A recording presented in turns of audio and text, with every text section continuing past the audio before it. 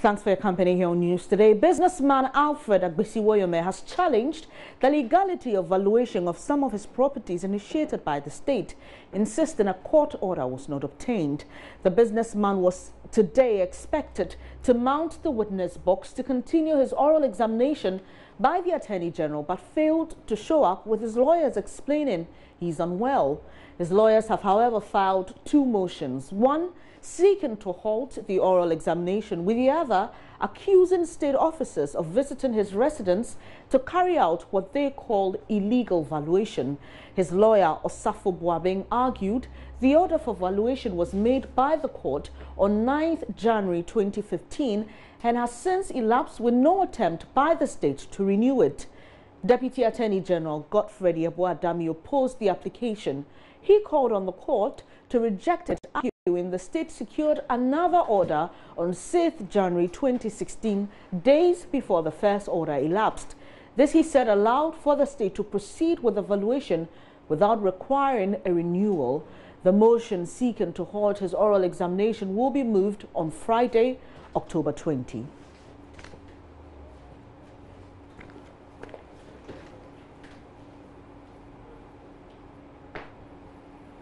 Now, John News has uncovered how the president of the National Diabetes Association of Ghana, Elizabeth Denyo, undersupplied hospitals with sponsored insulin meant for free distribution to children.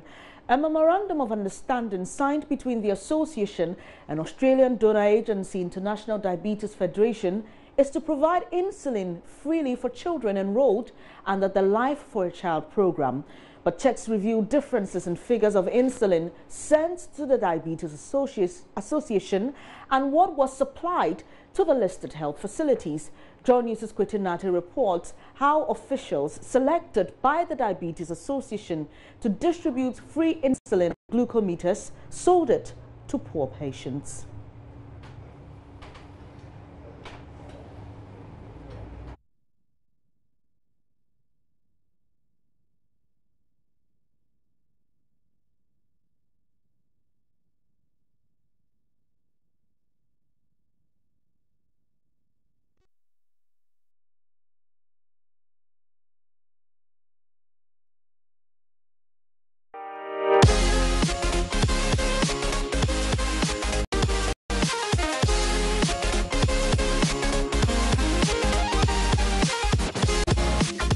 Well thought out content to always bring you up to speed with the latest in the world of sports. Journalists with requisite qualification, depth and passion.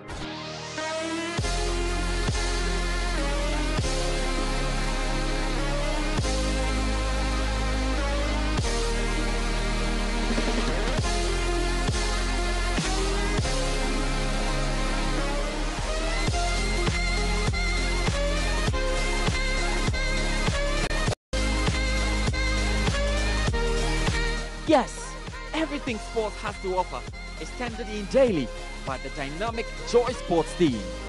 AM Sports, Newsdeck Sports, News Today Sports, Pulse Sports, and Prime Sports. Joy Sports, the thrill of the game.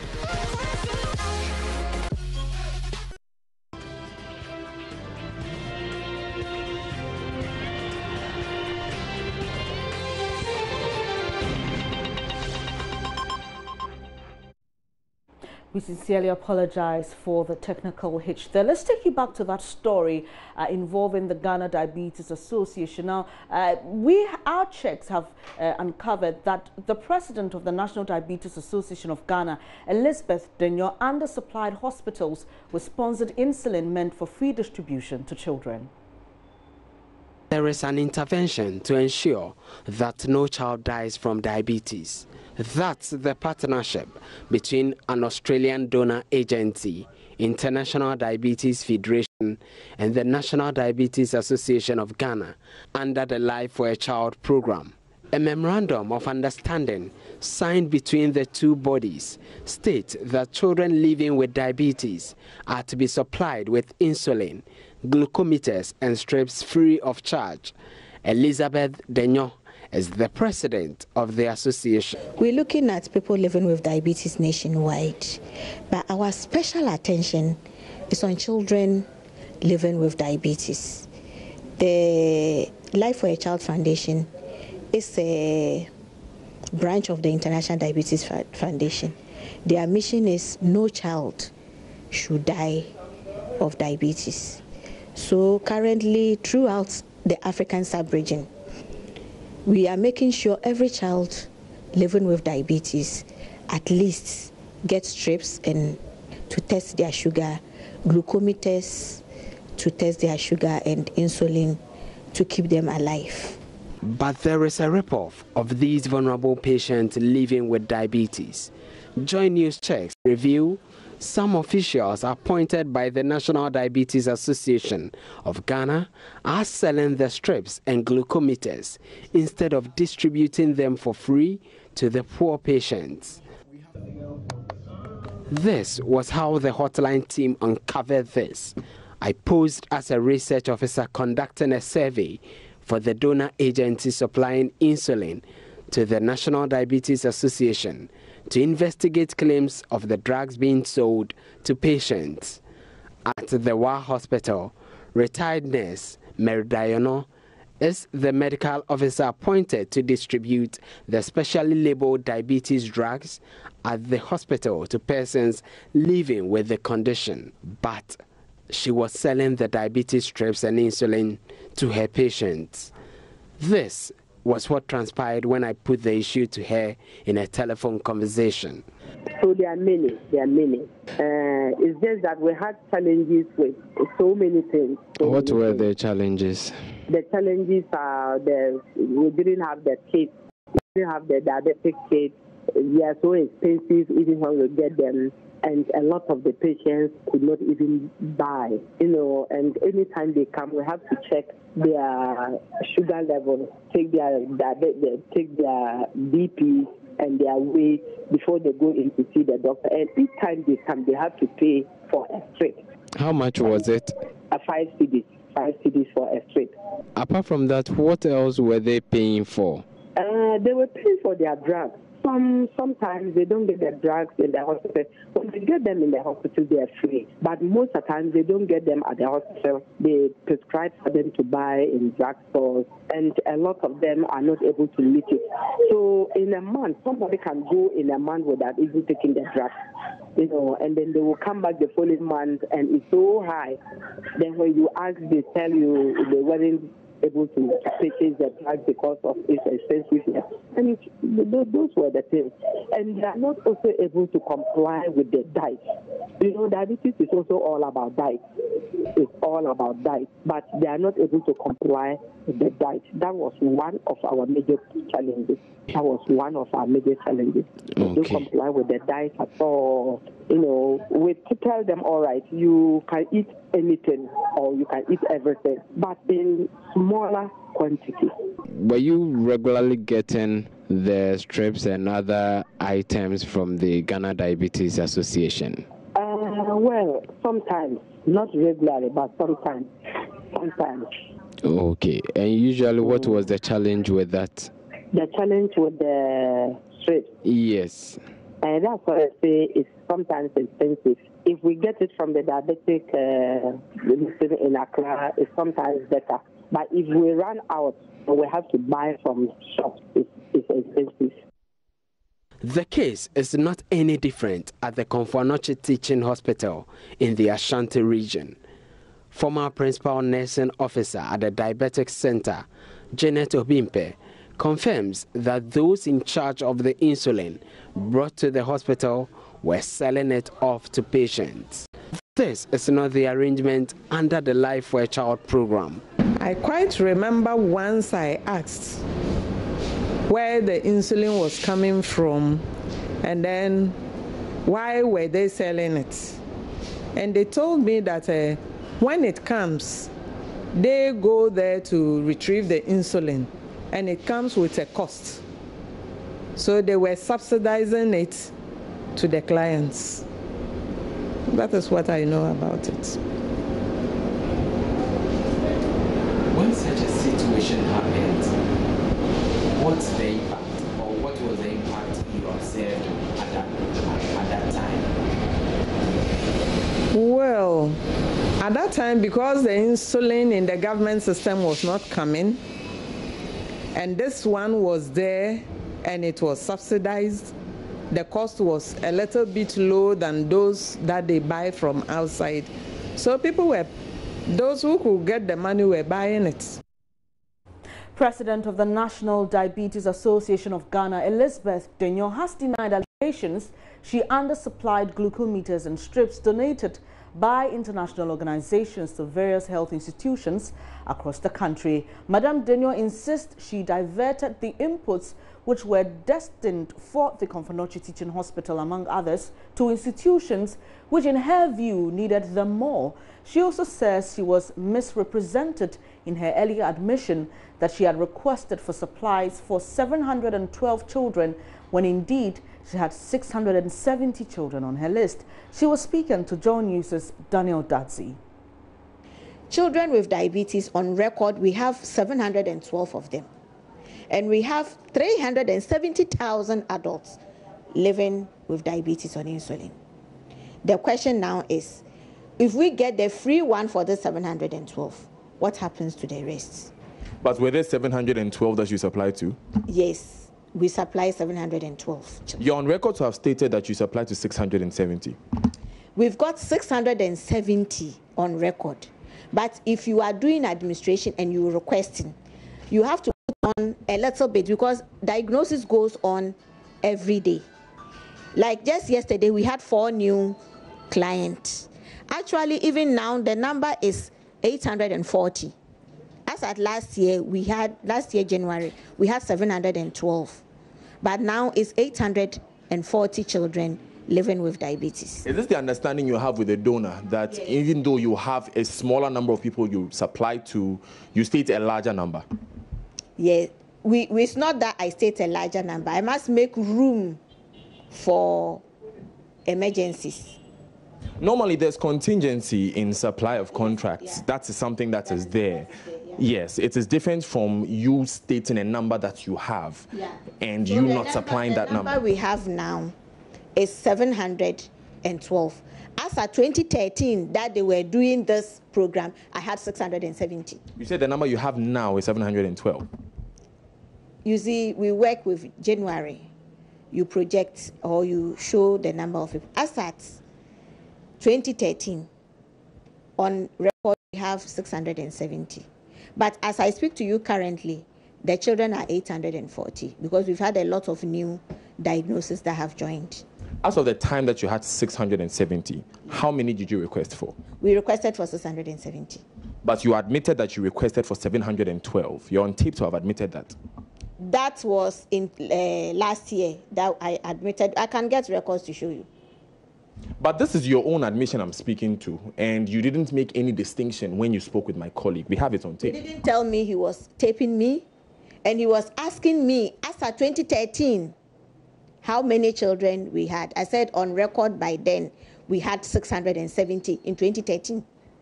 But why not make that distinction that I made a request, the number I'm giving you for the request I made is for a later year? Anyway, let's move ahead. You were talking about... Expect more on this issue of diabetic diversions. Away from that, 2 months ago, the future of Tubari Kola appeared gloomy. Even though the 20-year-old had excellent results from his senior high school examination, there was no money to continue his education. Ashesi University offered Tubari a scholarship worth $50,000 when John News broke his touching story. In the following report, Manasi Azuriawuni visits Ashesi University College and reveals how Tubari is adjusting to his new environment. It is a Thursday afternoon, and first-year students of Ashesi University College are busy with a lesson in the foundation of design and entrepreneurship, one of the core courses for freshmen and women of this university. The class is divided into groups, with 2 lecturers helping each group to solve a problem. In a group of 3 males and 3 females is Tubari Kola. Tubari tells me his main challenge when he first came to Ashesi University was socialization, especially with the opposite sex. Generally, it's different from how I used to live. We have so many international students, many people. Like, I was in a boys' school, so here I am with so many ladies. It's a bit uncomfortable, but I'll try and then cope up with it. If it's uncomfortable, how uncomfortable? Why is it uncomfortable? Sometimes, actually, I fear ladies. I don't want to always be in the midst of ladies, but yeah, I've come to face the truth of sitting with ladies in the class and doing contribution. I think it's... Is that you are afraid of them or you are shy of them? What exactly is the case? I'm just shy of them. Yeah. So I'm not afraid, but I feel shy in front of them. So how are you coping with that? Initially, I just used to keep quiet, but now I'm learning to speak up. I think I'm improving from my own experience. Yeah. The Director of Admissions at Ashesi University, Araba Boche, says the university has taken special interest in students like Tubari, whose backgrounds are quite different from the Ashesi environment. We know he's brilliant, but Ashesi is a different ball game. It's something that's very rigorous, and he may not be used to speaking out clearly, to a wider community. So the idea is to give him somebody he feels comfortable with, that he can say, these are my challenges. The person will help him with it, work through that. Tubari is an old student of Nandom Senior High School in the Upper West region, and his mentor at Ashesi, Maxwell Aladago, is also an old student of Nandom Senior High School, whose background is similar to that of Tubari. When he came initially, he had some difficulties trying to talk with strangers. I would say he's not yet arrived at the perfect stage, but he's improving. I see that he stayed with some students from different countries. About 2 days ago, I saw him with a Kenyan in one class that I was studying with, and they were working on the group. That he has improved a lot, and he doesn't come to me often as he used to in first year. So that means that he is finding accommodation with like his colleagues, and which is good, because very soon I'll be out of Assesi, and when I'm no longer here, he has to find people that he identifies with and can share stories with and learn from them and make a network. After a little over a month in Ashesi, Tubari is adapting to his new environment. Mensa Jesse Desmond, Tubari's coursemate and roommate, says his communication skills have improved considerably. He's good at communicating his idea, and he wants his view to be heard, and that's something very good. People from other places, like where he's from, are normally timid, because I've encountered some of them, but he's not like them. He's not? No, he's not like that. He's really able to express himself really well, and I'm really glad I have him as a roommate. And you study together too? Yeah, we do study together. We run a steady schedule, and he has been very supportive in my academic journey so far. The Dean of Ashesi University School of Engineering, Dr. Fred Magbagonluri, has interacted with Tubari and believes he has what it takes to excel in the university. At Ashesi University, once you get in, you are just one of any other student, right? The opportunities are available, everybody can access them. I think if he applies himself to the opportunities that we have to offer him here, the skies won't be his limit. We get funding from various groups, various organizations, and so the funding we gave to Kola Tubari actually came from Talo, and we're very happy that Talo gave us the funding for that. Covers, as we said, extensively his fees, his books. We're talking about accommodation, feeding. He's getting some stipend from us as well. I receive all things that they promised to give me. I have my laptop, I have the room, everything is just free. The feeding is free. They gave me a meal plan card, which I go for food. I don't buy. According to Tubari, the weather on the hills of Brekusu is very cold when compared with the blistering heat of his native savanna region. He's able to cope with this by wearing warm clothes. There is one problem he's yet to deal with. It has to do with the food served in Ashesi, and your guess on this problem is as bad as mine. Up there we used not to eat meat, but every day when I go to eat, there will be too much meat, so I just sometimes just stop the meat. I don't take it. Ashesi in the Twi language means beginning. For many young men and women who come to this prestigious tertiary institution in Ghana, Ashesi is the beginning of a life to adulthood, where their careers and aspirations are shaped. For Tubarikola, however, Ashesi is the beginning of a dignified life. For Joy News, Manasseh Azore Arena reporting. Really inspiring story there. Now, he gave up a timber exploitation business to venture into farming. Despite his physical disability and other challenges, he's never looked back. 37-year-old Kofi Vignon's effort is paying off not only for himself but others, particularly women in the Bunuahafu region. In the following report, John News' Mahmoud Mohammed Nuruddin tells the story of this disabled person who is changing the lives of many women. A healthy mind, they say, is in a healthy body. Health experts also suggest having strong legs is what will really keep one's brain in the best of shapes. I wish we could go to farm. Sunyani-based Kofi Vignon can, however, not boast of such condition, having been born in a good physical shape, but later met the reality of life at age 6. Having worked in the formal sector for 2 institutions, Kofi decided to brave the storm to create his own world. I got into farming, number 1, because of my situation. And number 2, when I see my fellow physically challenged people on the roadside begging for alms, and I told myself that, oh, is this the only thing my people can do? Is it only that you need to have a special education before you can do something for your life? Well, so let me drop everything that I'm doing and venture into agriculture. But when I came, I could see that whether you are physically or not, you can also do it. So that made me go into agriculture. And I've developed a very high interest in agriculture that I want to be the number 1 farmer in Africa. That is my vision, and that is the way I want to go. When did you start farming, and how much did you start with? Well, I started farming about 3 years ago, and I started with 1 acre. 1 acre chili. That's where I started from. That's pepper. Pepper, yeah. And I grew it in a bit, and then it has taken us to this level. How much? How much did you invest?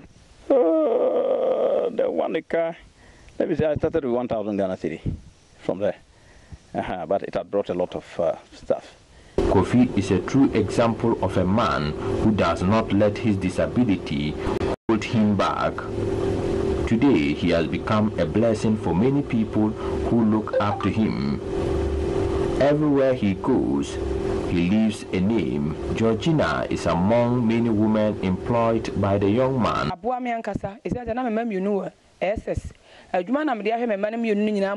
This job has really helped me. I'm able to support my children's education, provide books, and one of my child is currently in the training college.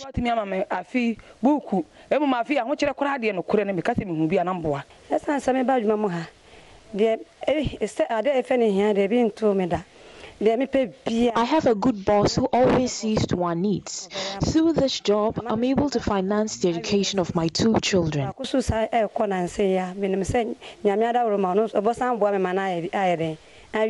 They work here every day, drying the red pepper for preservation.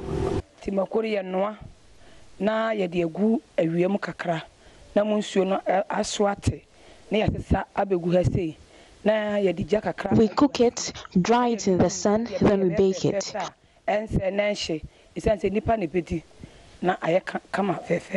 We keep the oven tidy so as to avoid any health implications when one eats the food.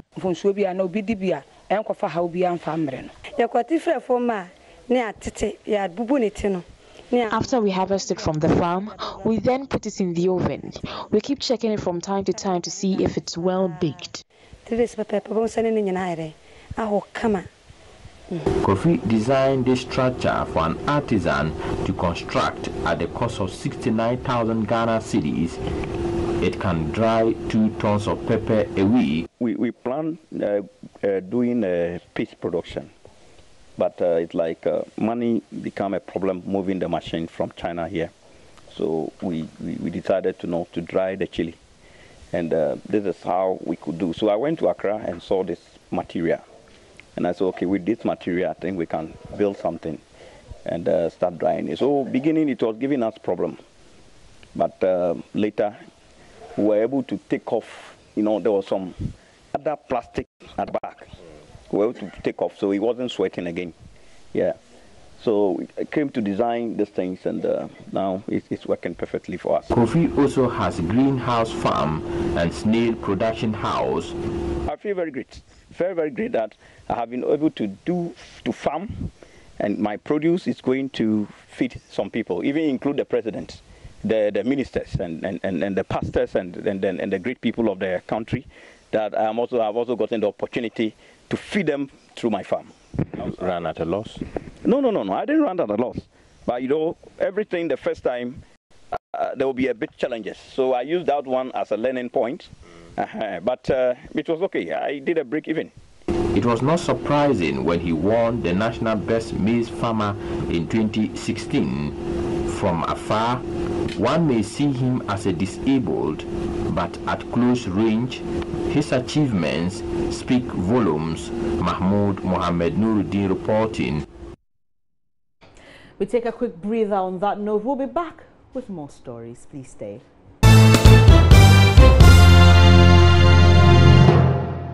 Thanks for staying here on Joy News today. Many school pupils of the Anyim Kumasi Basic School in the Komenda Edina Eguafo Ibrim district have difficulties with reading and understanding what they read.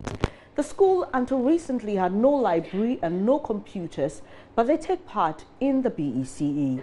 Their performance over the years has not been anything to write home about.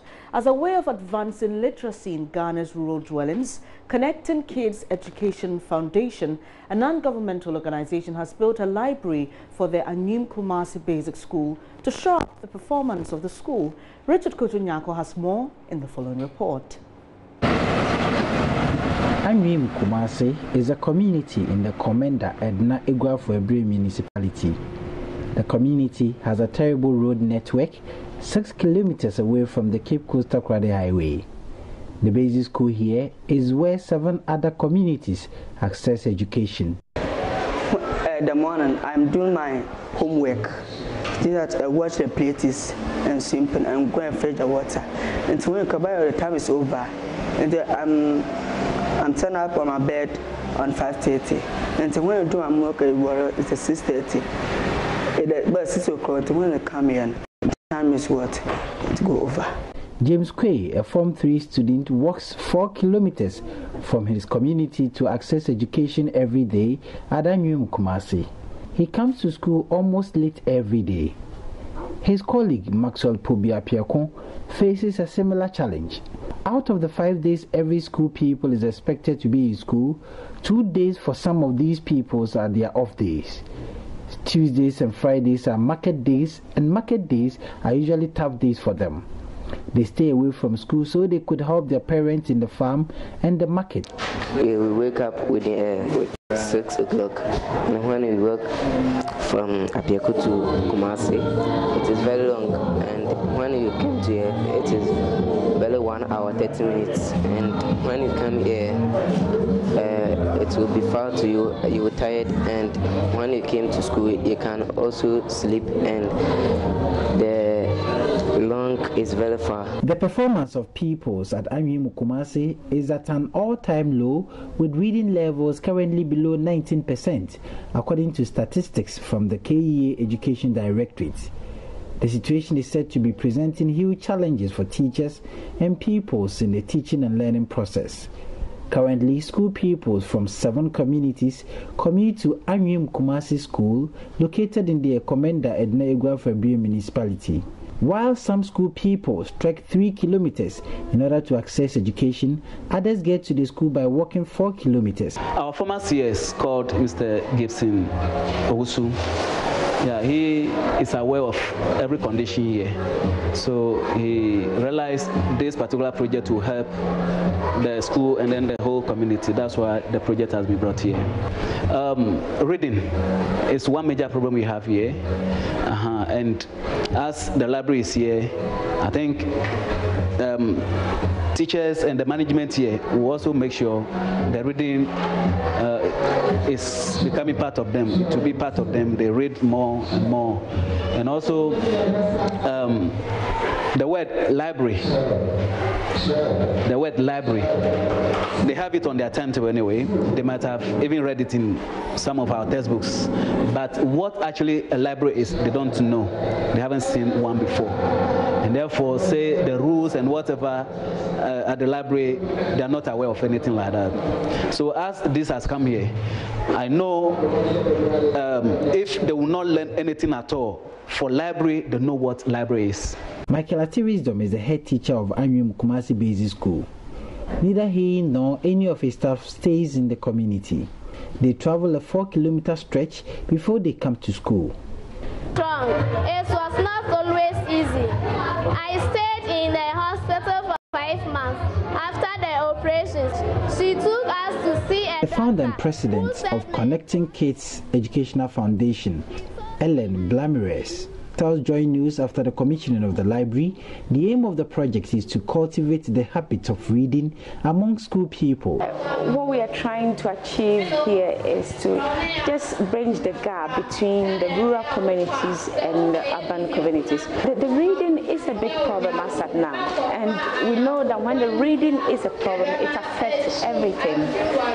The BEC result, BEC standard will not change because you come from rural communities. It is the same standard.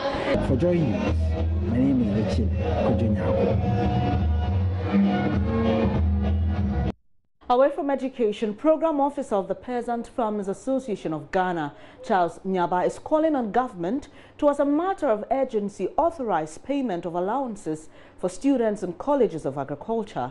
He says it's important to make these institutions more attractive to young people if the sector, which has been described as a pillar of the economy, will improve.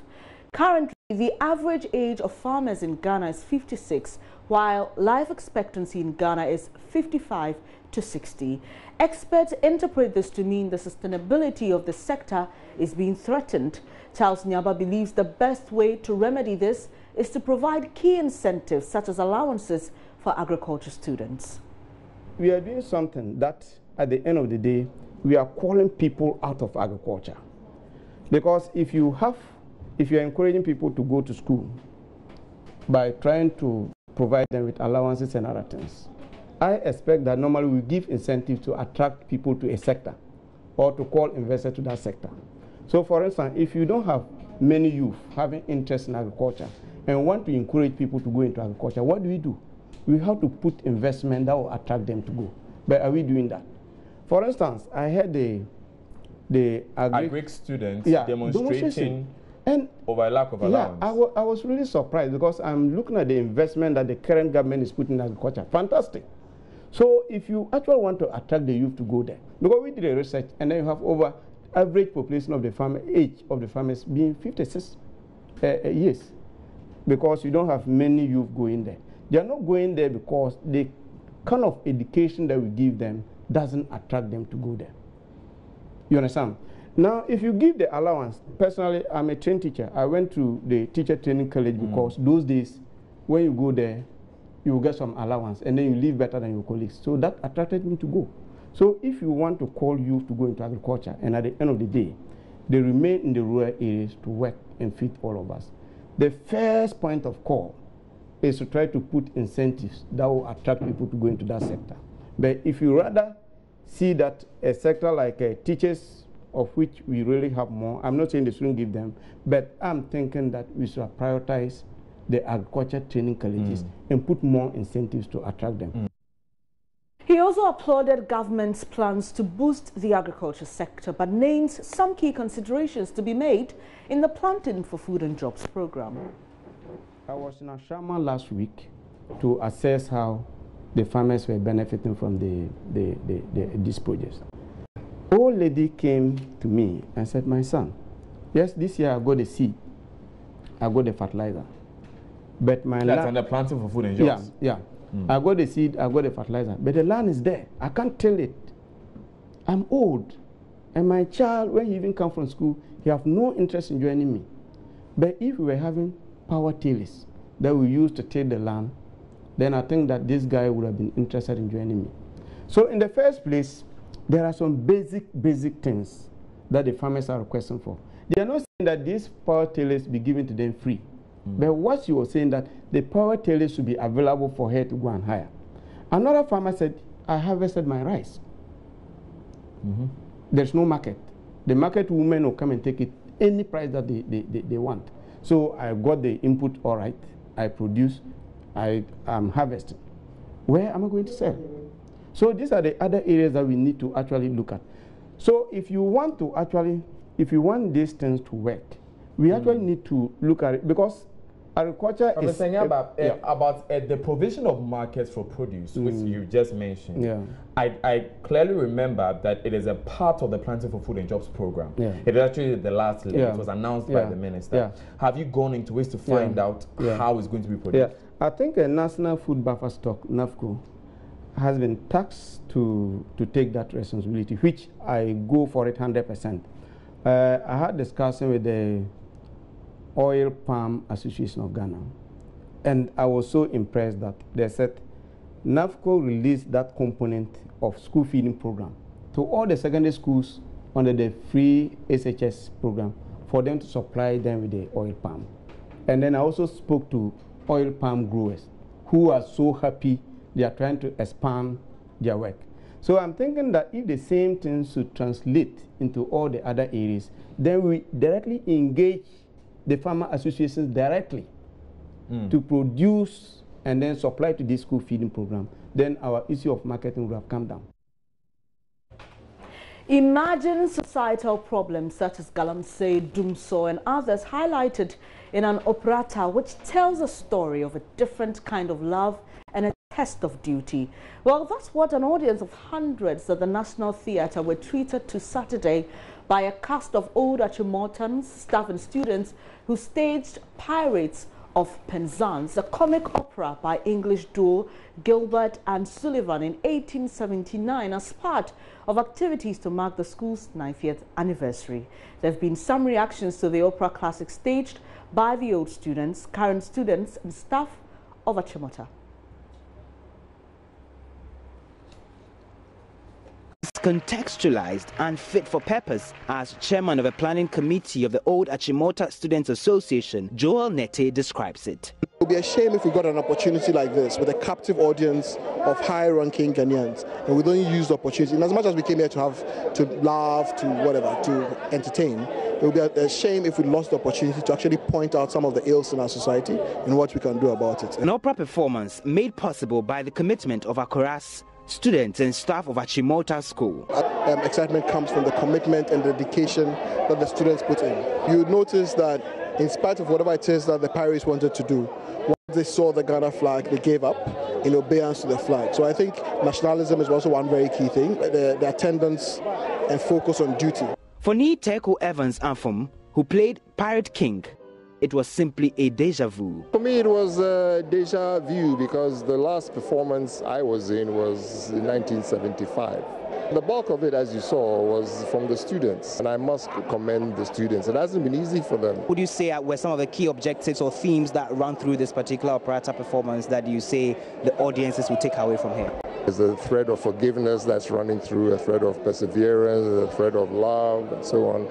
So everybody can learn something from their own peculiar circumstance and relate it to one of the characters in the story or one of the some local, what do you call, lines that will resonate better. Whose idea was that, to put in the doomsor thing, it's always been and the tria and stuff. It's always the way we've done it, you know, to try and fit it more into a local context, you know. So I did some of the rewriting. Songstress Irene Logan played Mabel, stealing Frederick's heart and vowing to wait for 63 years for Moonlight to be free from the pirates' captive, says she.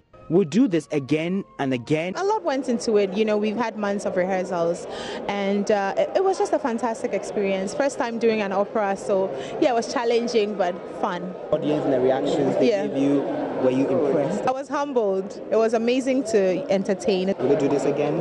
Over and over and over. For the student cast members, the joy of seeing many months of sacrificing holidays and prep sessions paying off is more than enough. Not by the grace of God, we just managed to do everything, multitasking. That's what our headmistress told us. So sometimes we were feeling sleeping in class, but then it was okay. And all the things.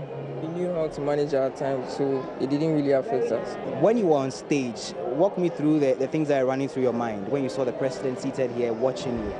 Well, I was so amazed. I was like, Nana Akufo-Addo is watching me perform. Like, I was so amazed. I was very honored that the president got to see us performing for him. It was very amazing. And want them to develop more love for classical music and love operas like this. Lessons of love, perseverance, forgiveness, nationalism, patience, served well and good in the Penzance, and all by the pirates too.